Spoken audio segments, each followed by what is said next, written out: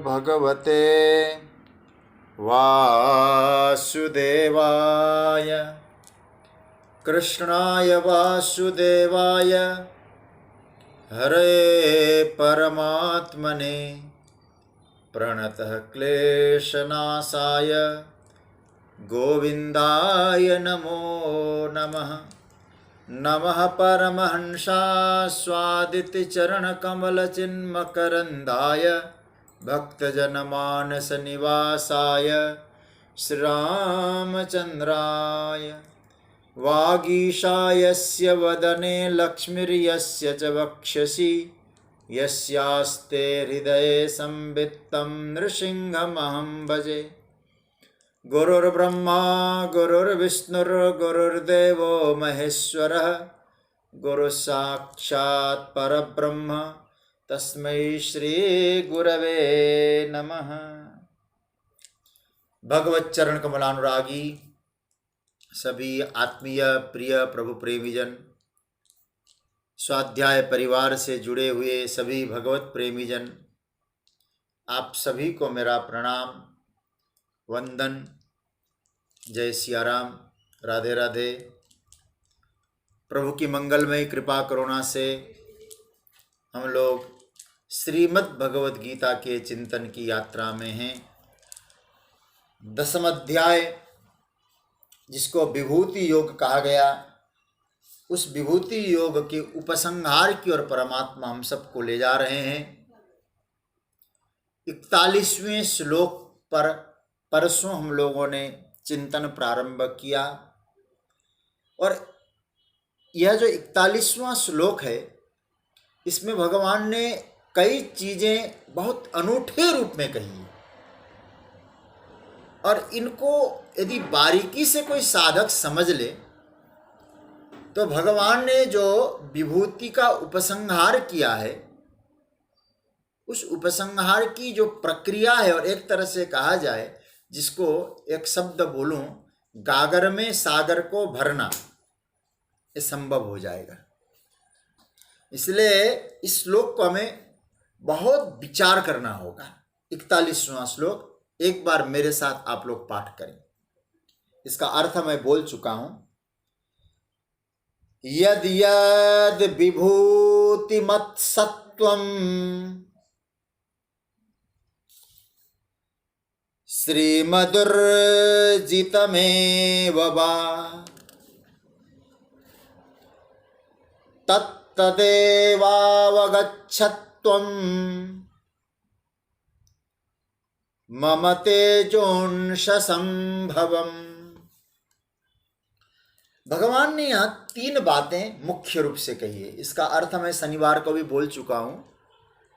3 बातें कौन कौन सी? पहली बात, भगवान यहाँ कहते हैं विभूतिमत, श्रीमत और ऊर्जितम। जैसे इस श्लोक में आपने देखा होगा, यहाँ शुरुआत में प्रभु ने कहा यद यद विभूतिमत श्रीमत ऊर्जितम सत्वम। सत्व का अर्थ मैंने बताया था वस्तु। 3 वस्तुएं, 3 स्वरूप, 3 पदार्थ, 3 तत्व। क्या क्या? श्री विभूतिमत तत्व, श्रीमद तत्व और ऊर्जा तत्व। ये भगवान कहते मेरे तेज के अंश से उत्पन्न हुए हैं। मेरे तेज का एक अंश है, मतलब जिसमें कोई ऐश्वर्य देखो, जिसमें धन देखो और जिसमें ऊर्जा देखो, ये सब क्या है? मेरे ही अंश से प्रकट हुए तत्व हैं। मतलब ये कहा जाए, जो ऐश्वर्य की चमक है, जो धन की चमक है, जो ऊर्जा की चमक है, ये तीनों प्रकार की चमक परमात्मा के एक अंश से प्रकट हुआ है, ऐसा साधक को समझना चाहिए। ये 3 बातें। किसके अंश से? भगवान बहुत बढ़िया बात कहते, मम तेजोंश संभवम। इस श्लोक के आप अंतिम पद पे जाइए, तत्तदेवावगच्छत्वम, इसकी चर्चा बाद में। मम तेज, मेरे तेज के अंश से संभवम प्रकट हुए हैं। मम अंश ऐसा नहीं कहा, थोड़ा सा ध्यान देना। मम तेज अंश, मेरे अंश से नहीं, मेरे तेज के अंश से। इसका अर्थ क्या हुआ? भगवान कहते हैं कि मेरे संबंध से, क्योंकि व्याकरण की दृष्टि से मम शब्द है षष्ठी, और षष्ठी को संबंध कारक माना गया है। हमारे यहाँ कारक प्रकरण में षष्ठी को कारक में भी नहीं, कर्ता कर्ण, कर्ता कर्म करण, अपादान संप्रदान, ये सब नहीं, संबंध षष्ठी। तो भगवान कहते हैं ऐश्वर्य, लक्ष्मी और ऊर्जा जिसको भी प्राप्त है, मेरे कहीं ना कहीं उससे रिलेटेड मामला है, मुझसे जुड़ा हुआ तत्व है। इसलिए जब किसी में ऐश्वर्य देखो, किसी में वैभव देखो, किसी में धन देखो, और किसी में बहुत ऊर्जा देखो, एनर्जी देखो, तो उस समय मेरी याद कर लेना। बड़ा प्यारा सूत्र मुझे लगता है। और मैं फिर कह दूं, मेरे पूज्य गुरुदेव को श्लोक बहुत प्यारा, अच्छा लगता था। और मैंने जब ग्रंथों में पढ़ा कि जो हमारे चिन्मय मिशन के संस्थापक स्वामी चिन्मयानंद सरस्वती जी महाराज, उनको स्वर्ण तुला कराया जाता था। मतलब उनका क्या कहना था विभूति हुए, कहा कि जिस स्वर्ण तुला भार में नीचे यही श्लोक लिखा जाता था, यद यद विभूति मत्सत्वम श्रीमदुर्जितमेव वा तत्तदेवावगच्छत्वम मम तेजोंश संभवम। सज्जनों, भगवान कहते हैं मेरे तेज के अंश से प्रकट हुई है। शब्दों की सावधानी जरा यहाँ देखिए, मेरा अंश नहीं, मेरे तेज का अंश। यहाँ तेज का अर्थ क्या है? तेज का अर्थ है प्रभाव। परमात्मा के प्रभाव से, प्रभाव के अंश से ये प्रकट हुई। मेरा जो प्रभाव है, मतलब ईश्वर का जो प्रभाव है, ईश्वर का जो ऐश्वर्य है, वो कितने प्रकार के हैं, थोड़ा सा ध्यान आपका चाहूंगा मैं। भगवान को एक शब्द आता है सर्वैश्वर्य संपन्न। हमारे यहाँ भगवान में जो भग शब्द है ना, भग, मैं शायद गीता की चर्चा में पहले भी कहा होगा, फिर ये आपको स्मृति में स्मृति मजबूत बनी रहे इसलिए याद दिला रहा हूँ, ध्यान से समझना। जैसे धन जिनके पास है उसको धनवान बोलते हैं, भक्ति जिसके पास है उसको भक्तिमान बोलते हैं। इसी तरह से भग जिसके पास है उसको भगवान बोलते हैं। अब भग कितने होते हैं भाई? भग शब्द का अर्थ होता है ऐश्वर्य। ऐश्वर्य जिसके पास है, और ऐश्वर्य भग वो है जिसके पास, वो भगवान। और भगवान के पास कितने ऐश्वर्य होते हैं? तो कहते 6। इसको आप लोग नोट करें, जिन्होंने नोट किया है, जिनको याद है उनकी बात तो प्राय हमारे कई लोग इसमें जानते हैं, मैंने पहले भी चर्चा में कही थी। देखिए, महात्माओं ने, संतों ने षडैश्वर्य रूप में परमात्मा के प्रभाव का निर्वचन किया है। ऐसे 6 प्रभाव वाले प्रभु है। कौन कौन से? ऐश्वर्यस्य, समग्रस्य, धर्मस्य, यशश्रियः, ज्ञान वैराग्यस्याथ मोक्षश्च। कई ज्ञान वैराग्य कहते, कई वैराग्य मोक्ष कहते, बात एक ही है। सर्नाम भग इति रीता। भगवान कहते हैं देखो ये मेरा प्रभाव है, ये 6 मेरे प्रभाव है। उसमें बल है, उसमें धन है, उसमें धर्म है, उसमें वैराग्य है, उसमें मोक्ष है, उसमें यश है, ऐश्वर्य है भगवान का। ये 6 ऐश्वर्य है। ऐश्वर्य शब्द का क्या है? ईश्वरस्य भाव ऐश्वर्य, मतलब शासन करने की क्षमता का नाम है ऐश्वर्य। भगवान इन 6 चीजों को लेकर शासन करते हैं। याद रखिएगा, ईशन जो करे उसका नाम है ईश्वर। यह जो शासन करने की जो संपत्ति है, शासकीय संपत्ति है, और भगवान में पूरी की पूरी मौजूद है, लेकिन याद रखना समग्रता से मौजूद है। भगवान कहते हैं छह ऐश्वर्य भगवान के पास समग्र रूप से है और नित्य है। क्या क्या छह ऐश्वर्य, थोड़ा सा इसको और डिटेल्स में आपको समझाऊं। ऐश्वर्य से समग्रस्य, समग्र शब्द सबके साथ जोड़ना। समग्र ऐश्वर्य रहता है भगवान के पास और नित्य रहता है, दोनों शब्द जोड़िएगा। छह बातें हो गई ना, क्या क्या, ऐश्वर्य, समग्र ऐश्वर्य, धर्म, यश, श्री, लक्ष्मी, मोक्ष और वैराग्य। मोक्ष को ज्ञान भी कहा गया है, ये बात। तो क्या हुआ, क्या अर्थ निकला इसका, समग्र ऐश्वर्य और नित्य रहता है, समग्र धर्म नित्य रहता है, समग्र यश परमात्मा में नित्य रहता है, समग्र श्री ये भी नित्य रहता है, समग्र वैराग्य नित्य रहेगा और समग्र ज्ञान ये नित्य रहेगा। जो जो है ठाकुर के पास छह प्रकार की चीजें, वो हम सब समग्रता से भी है और नित्य रूप से भी रहे, उसका नाम है भगवान। भगवान कहते इस भगवान के, मतलब मेरे कृष्ण के कहते हैं जो तीन तत्व, वहां छह बातें आ गई, यहां तीन बातें, क्या क्या आ गई। भगवान कहते विभूतिमत, श्रीमत, ऊर्जितम, ये मेरे एक छोटे से अंश से प्रकट होते हैं। तीन चीजें अर्जुन यदि तुमको कहीं भी दिख जाती है तो समझ लेना कि मेरे अंश का यहां प्राकट्य हुआ है, मेरे तेज का प्राकट्य हुआ है। वो किसी में भी हो तेज, यदि आपको यदि कहीं दुष्ट व्यक्ति में बल दिखाई दे तो समझ लेना ये परमात्मा का बल है।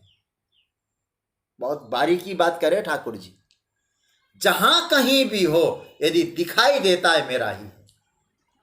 अब जरा सोचिए, हनुमान जी ने रावण में बल देखा, लेकिन रावण के बल में हनुमान जी को राम का दर्शन होता है। आप कल्पना कर सकते हैं इस बात को।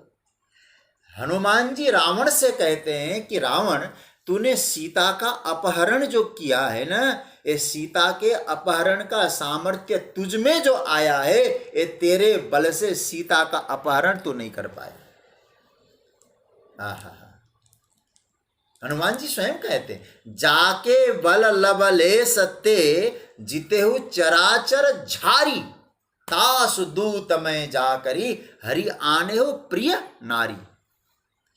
हे रावण, जिसके बल प्रभाव से जितेहु चराचर झारी, तूने चराचर को जीत लिया और उन्हीं के बल के प्रभाव से तूने उनकी धर्मपत्नी सीता का हरण करके लाया। वो बल तेरा नहीं था और प्रभु राम का था। तो भगवान क्या कहते हैं, ऐश्वर्य यदि कहीं दिखाई देता है वो ऐश्वर्य भी प्रभु का ही समझना चाहिए, रावण का नहीं। हाँ, तेरे पास जो कुछ है परमात्मा का है, लेकिन इस बात को ध्यान ये देना है, तुम्हारे लिए बधाई केवल इतनी है। रावण के लिए बधाई कितनी है, बधाई केवल इतनी है कि तुमने कुछ ऐसा किया होगा कि जिससे कि उनके तेज तुम्हारे भीतर प्रकट हो गए, मतलब तुम्हारे जरिए परमात्मा का बल प्रकट हो गया। बात आप समझ रहे होंगे, अन्यथा बल वही है, जाके बल, और कितना लवलेशते, क्या भाव है जरा देखिए। एक फुइया, कल मैंने कहा था ना, एक छोटा सा कण बल का ठाकुर जी का प्रकट हो जाए, पूरा बल वैभव परमात्मा का वहां प्रकट हो जाए। ऐसा लगता है इतना बल भी रह सकता है इसके पास। देखो भाई, हम तो भागवत के पंडित हैं, इधर उधर करते हैं, भागवत में चले जाते हैं। जब तक भागवत में नहीं प्रवेश करेंगे तो लगता है कि हमारी कथाएं पूरी नहीं होती। इसलिए आप जरा देखें, एक और श्लोक मैं आपको समझाऊं। जब हिरण्यकशिपु प्रहलाद जी संडामर्क के यहां राक्षसी विद्या संडामर्क सिखा रहे हैं, और उस वक्त जब प्रहलाद जी सब दैत्य बालकों को भगवान नाम का कीर्तन करा रहे हैं, आनंद ले रहे हैं सब लोग, उसी समय हिरण्यकशिपु ने जाके प्रहलाद को पकड़ लिया। हिरण्यकशिपु ने कहा कि हे प्रहलाद, मेरे बल वैभव इतना जबरदस्त है कि मेरी आज्ञा का उल्लंघन तो सूर्य और चंद्र भी नहीं करते। जरा सोचिए कितना बड़ा बल रहा होगा। ऐसा हमारे पूज्य गुरुदेव कहा करते थे, रावण के बगीचे के फूल यदि मुरझा जाएं सूर्य के तेज प्रकाश से, सूर्य की खैर नहीं होती थी।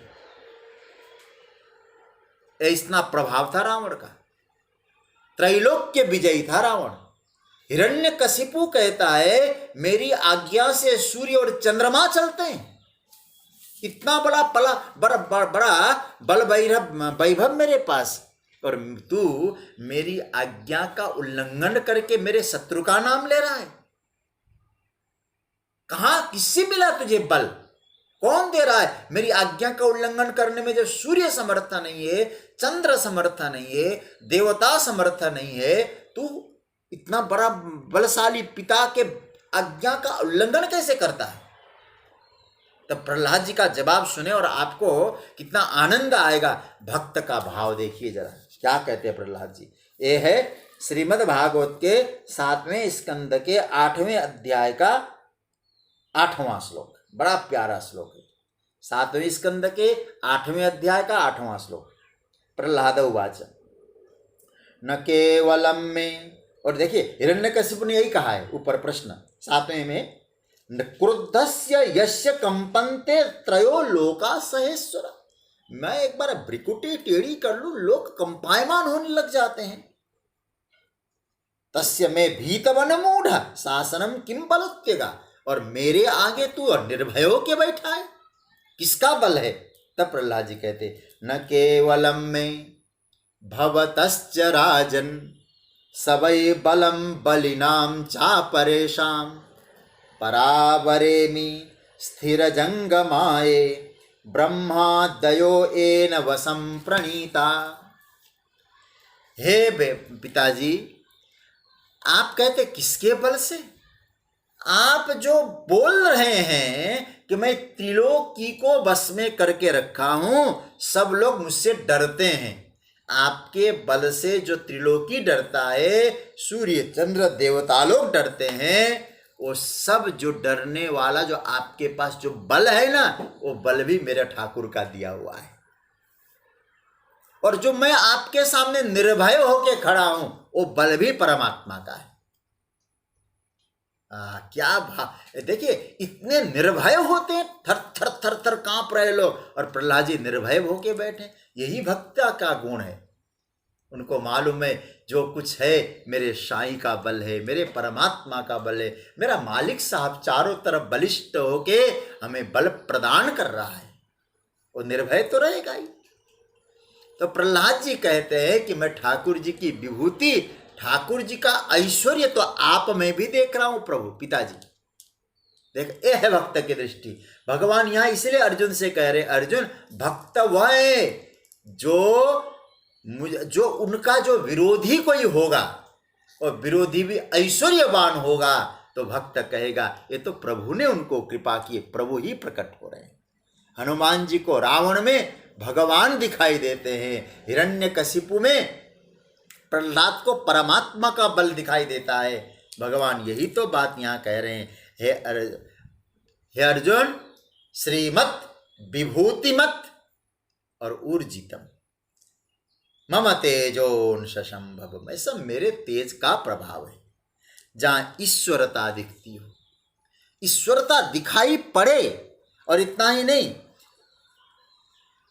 किसी प्राणी में प्रभाव दिखाई पड़े, शासन करने की क्षमता दिखाई पड़े, और एक बार यदि कोई बोल दे, उनकी वाणी को टाला न जा सके, तो समझ लेना वो विभूति है। और यदि एकांत में, निर्जन में, शून्य में भी वो खड़े हो जाएं, तो महाराज ऐसा लगता है बस ये परमात्मा का दिव्य तेज प्रकट होता है। ये भीड़ वाले व्यक्ति नहीं है।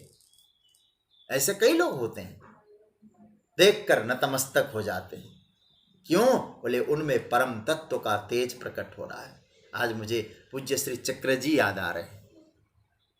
कभी कथा प्रसंग में शायद सुनाया हो, हमारे हनुमत धाम सुखताल के संस्थापक पूज्यपाद श्री सुदर्शन सिंह चक्र जी महाराज,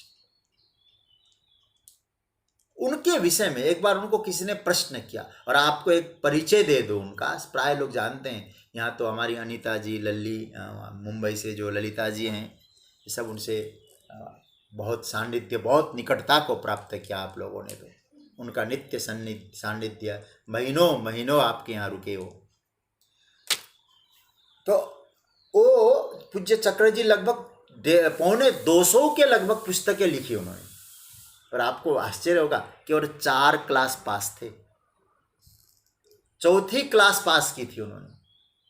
कुछ पारिवारिक विपत्तियां कुछ ऐसी पड़ी, तो उस समय एक बार किसी ने उनको पूछा, और कन्हैया को कनु कहते थे, बड़े प्यारे हैं, और छोटे बाल रूप में, और अनुज कहा करते थे कन्हैया को, छोटे भाई। तो कहते हैं कि एक बार किसी ने उनसे पूछा कि आप तो 4थी क्लास ही पास किए हैं, श्रीमद् भागवत के एक एक शब्द का अर्थ क्या होता है लिखा है। मेरे पास वो सारी पुस्तकें मौजूद हैं। कल हमारे पूज्य पांडे जी पुस्तकों के विषय में कह रहे थे ना, हम तो सोच रहे थे कितने भाग्यशाली है, प्राय जो वेद इत्यादि को छोड़कर, कुछ महाभारत के कुछ खंड छोड़कर प्राय पुस्तकें हमारे पास मौजूद रहती हैं, और आजकल तो नेट से भी मिल जाते हैं, लेकिन पुस्तकें हैं। तो पूज्य चक्र जी के श्रीमद्, जैसे आप लोग गीता प्रेस में गीता का पदच्छेद इत्यादि है ना, पूरे भागवत के एक एक शब्द का पदच्छेद अर्थ सहित श्री चक्र जी ने लिखा है। मेरे पास सारे ग्रंथ मौजूद हैं। अन्य कितने ग्रंथ लिखे, 4थी क्लास पास। तो किसी ने उनसे पूछा कि आप जो है इतने बड़े बड़े ग्रंथ लिखते हैं, लेकिन आप पढ़े लिखे नहीं है, क्या बात है? तो वो कहा करते थे, हमारा कनु है ना, हमारा कन्हाई है ना, जो कन्हाई, वो कन्हाई भी पढ़ा लिखा नहीं। बोले वो तो पढ़े लिखे, बाद वहाँ उज्जैन गए थे, बोले वो तो बाद में वासुदेव बन के गए थे। हमारा कन्हाई तो जो गांव का ग्वारा है ना, वो बिल्कुल पढ़ा लिखा नहीं है, और मैं भी पढ़ा लिखा नहीं हूँ। हम दोनों दो मिल जाते हैं। उनका भाव आया, मैं आपको सुना रहा हूँ। तो क्या कहा करते थे, वो भी पढ़ा लिखा नहीं, मैं भी पढ़ा लिखा नहीं।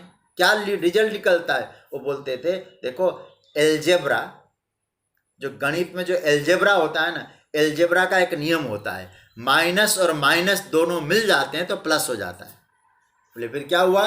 बोले हमारा कन्हाई भी माइनस में और मैं भी माइनस में, हम दोनों मिल गए तो प्लस हो गए।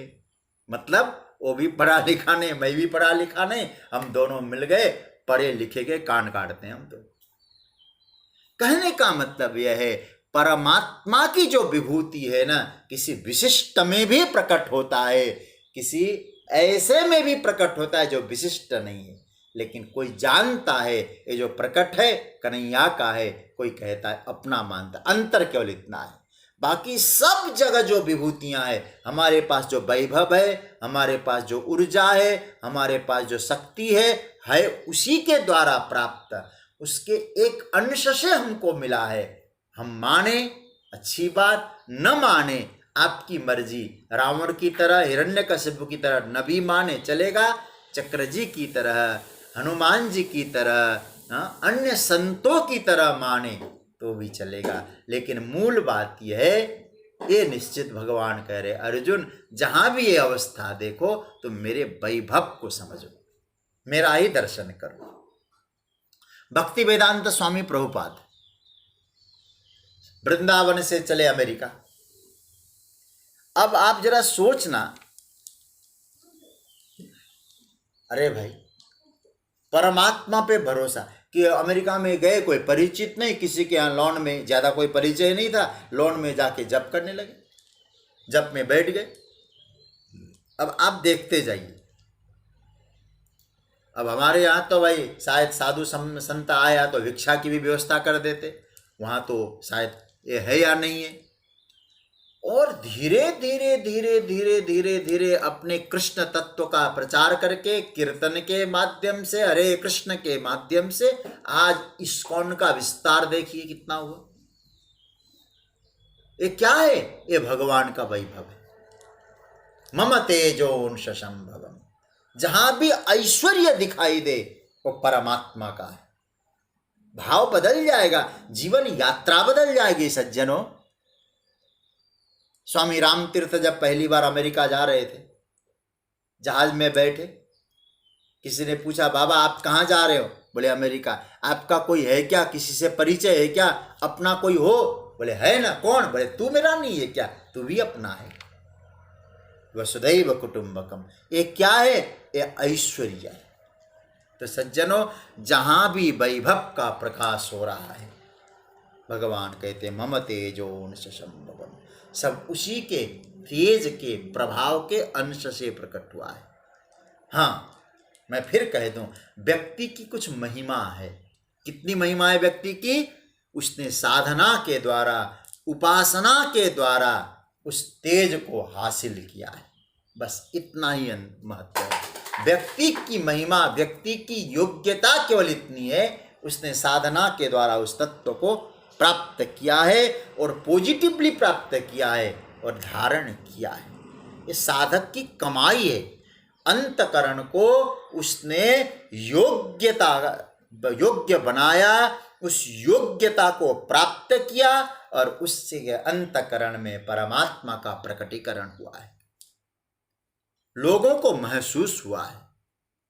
ऐसे लोगों को देखकर ये भीड़ वाला आदमी नहीं है, ये कोई असाधारण व्यक्तित्व है। इसलिए कोई समझते हैं लोग उनको। तो कहने का अर्थ है सज्जनों, भगवान कहते हैं परमात्मा प्रकट होता है विभूति के, ऐश्वर्य के रूप में। इसलिए तो कहा जाता है सब घट बसता राम है, खाली घटा न कोय, बलिहारी उस घट की जो घट पर घट हो। सब में बसता है, ऐसा नहीं आप में, हम में, सब में साईं बसा है। लेकिन हम अपनी साधना के द्वारा, अपनी तपस्या के द्वारा, अपनी योग्यता के द्वारा, भजन के द्वारा, चिंतन के द्वारा उसे प्रकट होने को तो दें। और प्रकट होने को लालायित है, ऊर्जा के रूप में, कीर्ति के रूप में, बल के रूप में, धन के रूप में, वो सब प्रकट हो रहा है। भगवान कह रहे हैं, एक बात और कहूं, यह है ऐश्वर्य। जहां जहां कोई ऐश्वर्य दिखाई दे, विभूति मत दिखाई दे, और परमात्मा। जैसे मैंने उदाहरण दिया, श्रीमद् भक्ति वेदांत स्वामी प्रभुपाद पूज्य चक्रजी महाराज, बिना पढ़े लिखे आदमी 250 पुस्तक लिखे, जिन पर पीएचडी हो। आप जरा सोचिएगा, एक व्यक्ति ने इतना बड़ा इस्कॉन जैसी संस्था खड़ी कर दी।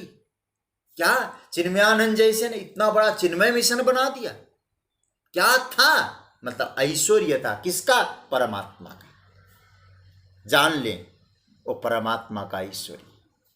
पहला विभूतिमत, दूसरा श्रीमत। यद यद विभूतिमत श्रीमत, श्रीमत सत्वम, मतलब श्रीमत शब्द का अर्थ मैंने बताया था लक्ष्मी। देखो, मैं एक बात पर आप लोगों का ध्यान मैं चाहता हूं कि आप बहुत ध्यान से समझ लें। श्रीमत शब्द का प्रयोग प्रभु ने किया है। धन की बात प्रभु ने कही। देखिए, भगवान कहते जहां लक्ष्मी है, जहां धन है, वहां भी मेरे ही अंश का ही प्रकटीकरण है। कई बार ऐसा देखा जाता है, लोगों ने इस प्रकार की कोई मनोवृत्ति बना के रखी है। मैं देखता हूं, इसलिए कह रहा हूं, कुछ संत समाज ने भी ऐसी मनोवृत्ति पनपने दी कि लक्ष्मी की जब चर्चा करते हैं ना, नाक बहुत सिकुड़ने लगते हैं, मानो कोई अनर्थ हो गया है धन की बात करते ही। बुरा ना माने, है सारे के सारे लक्ष्मी प्रेमी, धन के प्रेमी सब लोग हैं, भले ही वो लक्ष्मी को हाथ का मैल कहते हो, लक्ष्मी को माया कहते हो, प्रपंच कहते हो, बिना लक्ष्मी की यात्रा चलती नहीं। अंतस्थिति में लक्ष्मी की चाहना सबकी रहती है, चाहते सब है, पता नहीं कहने में क्यों हिचकते, क्यों शर्माते हैं, क्यों झिझकते हैं। हमारे ऋषि नहीं झिझकते, नहीं शर्माते, ऋषियों ने गाया है, श्री सूक्तम का पाठ किया है। अरे भाई क्या बताएं, मुझे उस शायद शनिवार को है ना, परसों, हमारे प्रिय अथर्व जी ने एक मंत्र गाया, हालांकि कई मंत्र वो गाए थे, एक मंत्र उन्होंने गाया।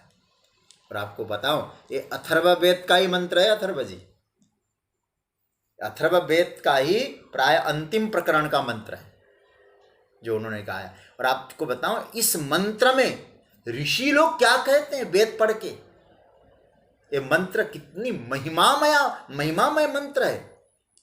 स्तुता मया वरदा वेद माता प्रचोदयन्ताम पावमानी द्विजानाम आयु प्राणम प्रजाम पशुम कीर्तिम द्रवीणम ब्रह्मवर्चसम मह्यम दत्वा व्रजत ब्रह्मलोकम। मंत्र की महिमा देखिए, क्या कहा जा रहा है। ऋषि लोग मांग रहे हैं, स्तुता मया वरदा, हे वरदान देने वाली, हे वेदों की माता, हे वेद माता, मैंने आपकी स्तुति की है, मुझे अच्छे कर्मों में प्रेरित करिए। आप हमको क्या दें? प्रजा संतान दीजिए, पशु दीजिए, धन दीजिए, ब्रह्म तेज प्रदान करिए।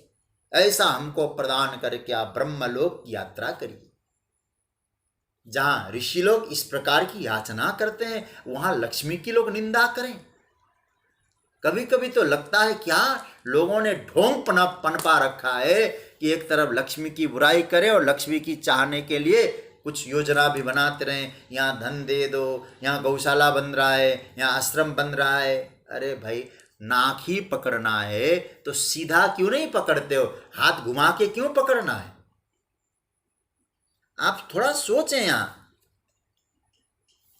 मैं तो टीकाओं को भी देख के कभी कभी दंग, मैं आपको नाम नहीं लूंगा, कुछ टीकाएं जब श्रीमत शब्द का अर्थ शोभा करने लग गए, जहां जहां मेरी शोभा दिखाई देती है, जगत गुरु शंकराचार्य जैसे सरीखे महापुरुष क्या कहते हैं, नहीं श्रीमत श्रिया सहितम लक्ष्मी सहितम, सीधा कह दिया उन्होंने, लक्ष्मी है इसका अर्थ, धन है। भगवान कहते जहां धन दिखाई दे वहां भी मैं हूं। कभी हम लोग सोचें इस विषय पर। ठीक है, श्री शब्द का अर्थ प्रकरण के प्रभाव से कहीं कहीं ब्रह्म विद्या माना गया है, इसमें दो राय नहीं है, परंतु यहां श्रीमत शब्द का अर्थ ब्रह्म विद्या नहीं लिखा है।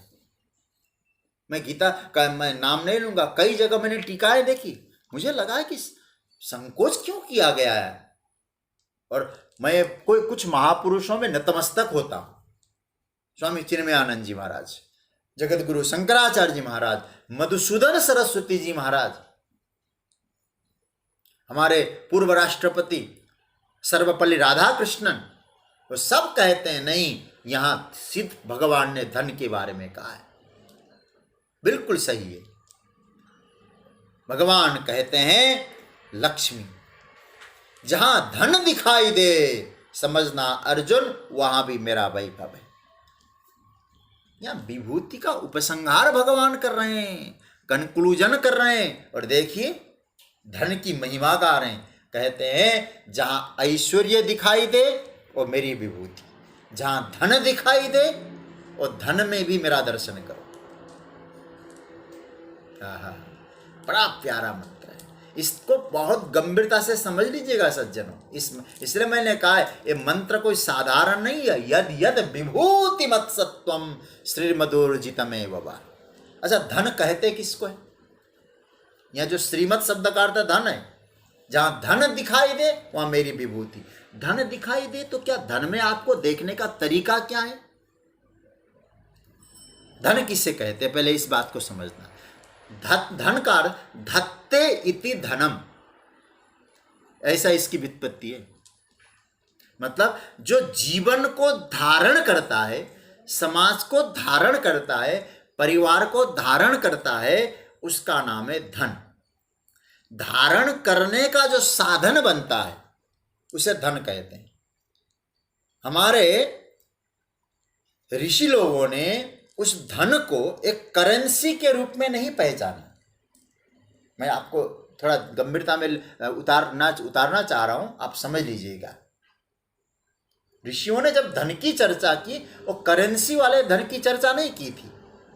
जो शब्द उन्होंने बनाया, उस शब्द मतलब क्या है, जिससे जीवन का धारण हो सके, धारणा बन सके, उसका नाम है धन।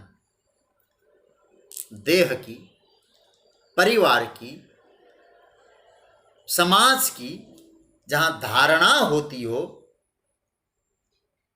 उसका नाम है धन। ये जो चीजें हैं ना, उसको लेन देन करना पड़ा, फिर उसमें उसके लिए करेंसी की व्यवस्था बनाई गई लेन देन के लिए। लेकिन धन का अर्थ केवल करेंसी मत लेना, मतलब जहां धारण हो सके। देखिए, लेन देन करना, व्यापार करना, ये मानव समाज का एक अनिवार्य पहलू है, ये तो सब स्वीकार करते हैं। करेंसी जब नहीं रही होगी तो आपने सुना होगा कैसे धारण करते थे। पशु देकर दूसरा पशु लिया जाता था, अन्न देकर अन्न लिया जाता था, इस तरह से लेन देन होता था, उसको भी धन कहा जाता था। धीरे धीरे समाज का विकास हुआ, उसे सुविधापूर्ण बनाने के लिए फिर सिक्का चलाया गया, एक आना दो आना इस तरह से चलाने लगे। फिर और विकास होता गया तो रुपयों में आ गए, रुपयों में, मैं संक्षेप करके बोल रहा हूँ, रुपयों में आ गए। फिर धीरे धीरे चेक आया, ड्राफ्ट आया, अब फिर गूगल पे से, पेटीएम से, यहाँ बैठे बैठे कितना ट्रांजैक्शन करना हो करो। क्रेडिट कार्ड आया, एटीएम आया, पता नहीं अब क्या क्या आया है। ये सब धन के भिन्न भिन्न रूप है, क्योंकि धन का अर्थ ही है व्यवहार को धारण करने के लिए, व्यवहार संभालने के लिए जो व्यवस्थित ढंग से सुचारू रूप से एक व्यवस्था बनाई जाती है, उसका नाम है धन। मूल बात यह है, वह साधन जिसके द्वारा समाज की, परिवार की धारणा होती है, उसे धन बोलते हैं। धन की एक परिभाषा एक और हो सकती है, क्रय शक्ति, उसे भी धन बोलते हैं। मतलब वाइंग कैपेसिटी, खरीदने की शक्ति। तो जो आप लेके चलो तो बदले में आप कुछ खरीद सकते हो। जैसे आपके पास संपत्ति है, ये जो कागज के टुकड़े हैं ना, ये कागज के टुकड़े जिसको हम धन बोलते हैं, पैसे बोलते हैं, रुपए, उसको लेके चलते हैं तो हम खरीद लेते हैं। कार, फ्रिज, मशीन, कपड़े, ये सब खरीद लेते हैं। तो इसका मतलब जिसमें क्रय शक्ति हो, खरीदने का सामर्थ्य हो, वो भी धन है। वो ताकत किसने दी? राष्ट्र ने दी, सरकार ने दी, अधिकृत किया गया। तो इसका मतलब ये हुआ, इस तरह से कागज में जो क्षमता है वो भी धन है, क्योंकि विनिमय की प्रक्रिया बन गई। उपयोग की सारी सामग्री जीवन में मनुष्य प्राप्त कर सके, उसके लिए उसके पास धन होना चाहिए, आवश्यक है। इसलिए हमारे यहाँ कहा गया है, मैं तो बार बार कहता हूँ, आशीर्वाद भी दिया जाता है तो कहा जाता है ऐश्वर्यमस्तु, कुबेर की जैसी तुम्हारे पास संपत्ति हो। तो इसका अर्थ है, अब मैं आपसे कहूं, जो भगवान कहते हैं श्रीमत, अब धन आएगा कहां से भाई? ध्यान से सुनिएगा, धन आएगा कहां से? इस प्रकार के विनिमय के लिए, इस प्रकार के क्रय शक्ति के लिए धन कहां से मंगाएंगे हम, कहां से प्राप्त करेंगे? तो उसके लिए बताया गया है उद्यम से। निश्चित है, याद रखना, उद्यम केवल कोरा परिश्रम न रह जाए, इसीलिए कहते हैं उस उद्यम को करने के लिए विद्या चाहिए, उसके पीछे योग्यता चाहिए। जब श्रीमत अर्थात धन शब्द यहां बोल रहे हैं भगवान, तो उसके पीछे जितने हेतु है वो सारे हेतु उसमें समायोजित हो जाएंगे। इसलिए उस वक्त जब धन की बात आती है ना सज्जनों, मैं आपसे निवेदन करना चाहूँगा, ये श्लोक याद जरूर आना चाहिए। विद्या ददाति विनयम, विनयात याति पात्रताम, पात्रत्वात् धनमाप्नोति, धनात् धर्म ततः सुखम। जब धन की बात आती है तो धन प्राप्ति कैसे हुई होगी, ये बात आप ध्यान देना। कहा गया विद्या पहले आदमी के पास होना चाहिए, विद्या, धन बाद में, पहले विद्या। देखिए बिना विद्या के तो आदमी दिन भर काम कर सकता है, लेकिन जो काम करने का जो सलीका है ना, वो कौन देगा? विद्या देती है। इसलिए बिना विद्या के मनुष्य जो कर्म करेगा, उस कर्म का संभवतः अधिक मूल्य नहीं माना जाएगा। इसलिए यहां समझना हमको यह है, तो पहली चीज मनुष्य जाति में क्या होनी चाहिए। मैं यहां भेड़ बकरी की बात नहीं कर रहा हूं। मनुष्य जाति में उसके पास ज्ञान होना चाहिए, विद्या होनी चाहिए। मतलब मनुष्य में जो विवेक सहित विद्या है वो आना चाहिए। धन की बात जब भगवान कह रहे, इन सब पहलुओं पर सोचना पड़ेगा। फिर विद्या के साथ क्या कहा गया? विनय। विद्या ददाति विनयम। तो विनय पूर्वक जो प्राप्त है वो विद्या, वो देती क्या है? फिर विनय देती है। आप पकड़ लेना बात को जो मैं कह रहा हूं। विनम्रता पूर्वक विद्या को प्राप्त करो और उस विद्या से आपको विनय मिले। मतलब विनय से प्राप्त करे और विनय को हासिल करे। क्योंकि ऐसा नहीं देखा जाता कि हर विद्या, हर कला जिसको प्राप्त है वो विनम्र हो। विद्या वाला विनम्र होगा कोई जरूरी नहीं है। तो कोई विद्वान विनम्र होते हैं, कोई विद्वान विनम्र होते नहीं है।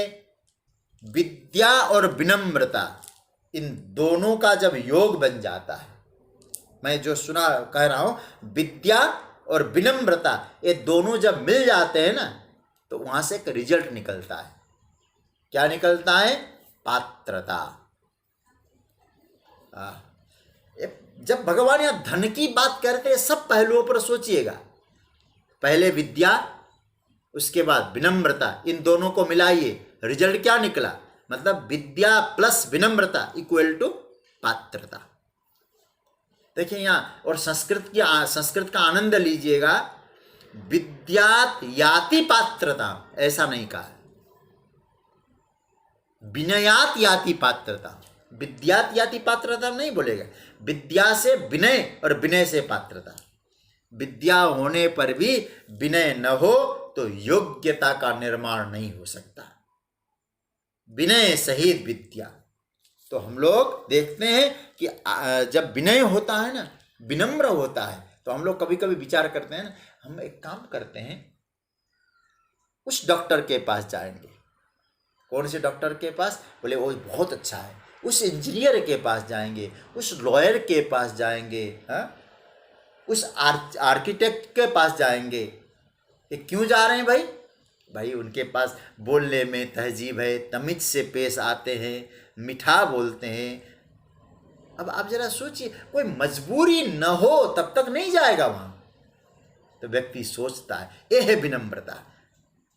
कारण शास्त्र ने यही कही, विनयात याति पात्रता। देखा जाए कि 25 साल तक आपको कमाना है, बहुत गंभीरता से सोचिएगा। क्या कमाया आपने? विद्या कमाया और विनम्रता कमाया। पहले दोनों कमाइए, खूब पढ़िए और विनम्र बनिए। उसके बाद क्या होगा? पात्रत्वा धनमाप्नोति। तब भगवान कहते हैं श्रीमत। जब भगवान यहां श्रीमत शब्द का प्रयोग कर रहे हैं, तो डायरेक्ट कहीं ना कहीं आपको धन मिल गया। वो वाला धन नहीं है जैसे किसी धनाढ्य के घर में आप पैदा हो गए तो आपको धन मिल गया, आप में आप भगवान की विभूति। आप देखने वाले भले ही देखें, हमको ये समझना चाहिए भैया अब इस भले ही यहाँ आया हूँ मैं, लेकिन पहले मुझे विद्या चाहिए, उसके बाद विनम्रता चाहिए, फिर पात्रता चाहिए, फिर हमारे जीवन में धन आएगा। ये धन तीसरी श्रेणी में बताया, श्रीमत, विद्या, विनम्रता, पात्रता, फिर धन। ऐसे धन पे भगवान की विभूति होती है। मतलब डायरेक्ट धन नहीं है। धन यदि आप कहेंगे धन में विभूति है तो कोई चोर चोरी करके ले आया तो आप कहेंगे तो भगवान का वैभव है। भगवान जब धन की बात यहाँ कह रहे हैं कि तुम्हारे जीवन में विद्या हो, विनम्रता हो, योग्यता हो, तब जाकर जो धन तुमने हासिल किया है, ऐसा धन मेरा वैभव है, वहां मैं रहता हूं। श्रीमत। इसलिए पात्रत्वा धनम आपनोति। 25 वर्ष तक आप 3 तैयार करो, 25 मतलब 17-18 वर्ष तक भी करे, कई अलग बात है, लेकिन उसके बाद धनम आपनोति। योग्यता से धन प्राप्त होता है। योग्यता अगर आ गई तो योग्यता का ट्रांसलेट होता है धन। धन हमारे जो ठाकुर जी की कृपा से मेरे कुछ प्रेमी जन हर क्षेत्र में कुछ कहीं ना कहीं रहते हैं, उन लोगों से जब कोई चर्चा करते हैं, वो कहते हैं कि महाराज जब उन्होंने करियर प्रारंभ किया था ना, उनके पास बिल्कुल धन नहीं था, बिल्कुल नहीं था धन, लेकिन क्या थी? विद्या, विनम्रता और योग्यता। ये तीनों उनके पास, विद्यादाति विनयम, विनयात याति पात्रता में तीनों मौजूद थे। फिर उस योग्य तीनों के धीरे धीरे धीरे समन्वय का रूप बनता गया और आज उनके पास धन मौजूद है। तो जो धन शब्द बोला गया, भगवान कहते उसके पीछे तीनों चीजों को समायोजित करना जरूरी है। नहीं तो आप केवल धन कहेंगे और मेरी विभूति को कहेंगे तो बहुत समझ में अच्छी तरह से नहीं आ पाएगा। इसलिए पहले ऐश्वर्य की बात आई, उसके बाद भगवान कहते हैं धन। उनके पास शालीनता भी है, शिष्टाचार भी है, विद्या भी है, पात्रता भी है, उद्यम भी है, तब धन है। धन के रूप में रूपांतरण, तो कहने का अर्थ है काबिलियत। तो सज्जनों, जब कहीं धन दिखता है तो यह मत समझ लेना ये सब चोर होंगे। और आजकल लोगों की धारणा बहुत गलत हो गई। किसी कोई धन कमाता है ना, लोगों को लगता है ठग के कमाया होगा, चोरी करके कमाया होगा। बिल्कुल नहीं, नो नो नो, ऐसा कभी कहना भी नहीं, सोचना भी नहीं। चोर तो जेल में होंगे। अरे भाई, कोई अभी भी पड़े होंगे जेल में, कहीं मरमुरा गए होंगे, लेकिन चोर और नहीं होता। मुझे तो नहीं लगता कि चोरी करके कोई टाटा, बिरला, अंबानी कोई बना होगा, बिल गेट्स बना होगा चोरी करके। नहीं नहीं नहीं, ऐसा नहीं समझना है। हमको ये समझना है कि उन्होंने विद्याध्ययन किया, विनम्रता पाई, पात्रता को हासिल किया, तब आज वैभव है। वो भगवान की विभूति है। तो कहो परमात्मा इनके ऊपर कृपा कर रहे हैं, ये भगवान की विभूति इनके यहाँ प्रकट हो रही है। और अन्यथा यदि चोरी से ही कमाओगे, अचानक धनी बन जाओगे, शराब बेच करो चाहे कुछ हो, और बैंक को लूट के तुम लंदन में भी जाके बैठ जाओगे, भले ही तुम्हारा नाम कोई विजय उजय हो जाए, लेकिन तुमको विजय नहीं मिलने वाली, चैन नहीं मिलेगी, जेल की हवा खानी पड़ेगी। फिर कहने का अर्थ यह है, हमारे यहाँ एक बहुत बढ़िया श्लोक है, बहुत सुंदर श्लोक है, और हम सबको विचार करना होगा इस श्लोक पर। अन्यायनोपार्जितम द्रव्यम 10 वर्षाणि तिष्ठति, प्राप्ते त्वेकादशे वर्षे समूलेन विनश्यति। अन्याय पूर्वक जब कोई व्यक्ति धन कमाता है, उसके जीवन में 10 वर्ष तक मौज रहेगा, करेगा मौज, लेकिन 11वां वर्ष प्रारंभ हो जाएगा, समूलेन विनश्यति, धीरे धीरे धीरे सब नष्ट होने लग जाएगा। हाँ? आप देखते होंगे क्या स्थिति, मौज भी लिया उसने, हवाई जहाज चलाया, क्रिकेट टीम खरीदा, क्या क्या नहीं किया है, लेकिन धीरे धीरे सब खत्म हो रहा है कि नहीं हो रहा है। कहने का अर्थ यह है कि हमारे जीवन में धन चाहिए, लेकिन धन श्रीमत भगवान की विभूति बने, इस प्रकार का धन होना चाहिए। तो सज्जनों, अतः धन को लक्ष्मी कहा गया है। भगवान यहाँ शंकराचार्य भगवान कहते हैं श्रीमत लक्ष्मी। देखो भाई, गीता में श्रीमत होना आवश्यक बताया, श्रीमत बनिए, संपत्ति मिले, लक्ष्मी मिले। बस इतना समय आपसे निवेदन करूंगा सज्जनों, लक्ष्मी को लो, नारायण विरोधी लक्ष्मी न हो। नारायण विरोधी लक्ष्मी है तो श्रीमत नहीं है वहां। और ऐसे आप सब जानते हैं, मैं लक्ष्मी जी अकेली होती है ना, तो कहते उल्लू पे बैठ के आती है, और नारायण के साथ आती है तो गरुड़ पे बैठ के आती है। तो बिना नारायण के जब लक्ष्मी आएगी ना, तो लोगों को उल्लू बना के जाएगी। उल्लू मतलब निशाचर हो जाएंगे, राक्षसी वृत्ति वाले हो जाएंगे। इसलिए आपको एक निवेदन, देखिए धन क्या रावण के पास कमी, निशाचर क्यों बना फिर? क्योंकि लक्ष्मी तो पाया, धन तो पाया, नारायण का विरोध किया। हिरण्यकशिपु के पास वैभव, लक्ष्मी को हासिल किया, नारायण का विरोध किया। जब मरता है तो क्या कहा रावण के विषय में? राम विमुख असहाल तुम्हारा, रहा न कौकुल रोवनिहारा। राम विमुख का परिणाम क्या हुआ? कुल में कोई रोने वाला नहीं बचा। इसलिए सज्जनों, केवल मैं ये निवेदन आपसे करना चाह रहा, संपत्ति परमात्मा की है। मुझे बहुत प्यारा प्रसंग लगता है भरत जी के चरित्र का। भरत जैसे संत लक्ष्मी को दुत्कारते नहीं, लक्ष्मी को ठुकराते नहीं, लेकिन कहते क्या है, जब अब भरत जी के ऊपर राज्य शासन आने की बात हुई तो भरत जी कहने लगे, ऐसा लगता है भगवान जो सारी संपत्ति प्रभु की है। और स्वयं बोलते हैं उस सभा में, संपत्ति सब रघुपति कई आही, जो बिनु जतन चल्यो तजिता। मैं संपत्ति को ठुकराऊंगा नहीं, क्योंकि मेरी नहीं है, ये परमात्मा की है, प्रभु की संपत्ति है। इसलिए मैं जाऊंगा चित्रकूट राम जी को मनाने, तो भी प्रभु की संपत्ति की हिफाजत करके जाना है मुझे। तो परिणाम न मोरी भलाई, पाप शिरोमणि साहि द्वार। यदि मैंने परमात्मा की संपत्ति को मैंने ठुकराया, व्यर्थ कर दिया, तो समझना मैं राम का विरोधी बन जाऊंगा, क्योंकि सब संपत्ति प्रभु की है। आप जरा देखिए, संपत्ति है लेकिन प्रभु का वैभव है, उसका नाम है श्रीमत। और इस प्रकार की जो संपत्ति आपको दिखाई दे सज्जनों, तब कहना ये प्रभु की विभूति है। इसलिए भगवान ने यहां कहा का क्या कहा? पहला, कहीं भी ऐश्वर्य दिखाई दे, प्रभाव दिखाई दे, प्रभाव परमात्मा का। दूसरा, संपत्ति परमात्मा की, धन की महिमा देखिए। भगवान कह रहे हैं संपत्ति में मेरा दर्शन करो, संपत्ति को देखो। और संपत्ति यदि दिखाई दे तो कह रो ये परमात्मा है। संपत्ति है, टिक के है, वहाँ पात्रता है, विद्या है, विनम्रता है, शालीनता है, शिष्टाचार है, उद्यम है। इन सब की मौजूदगी का अनुभव करो।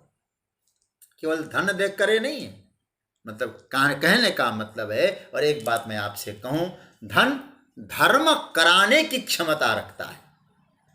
इसलिए तो विद्या ददाति विनयम विनयात याति पात्रताम पात्रत्वात् धनमाप्नोति धनात् धर्म ततः सुखम।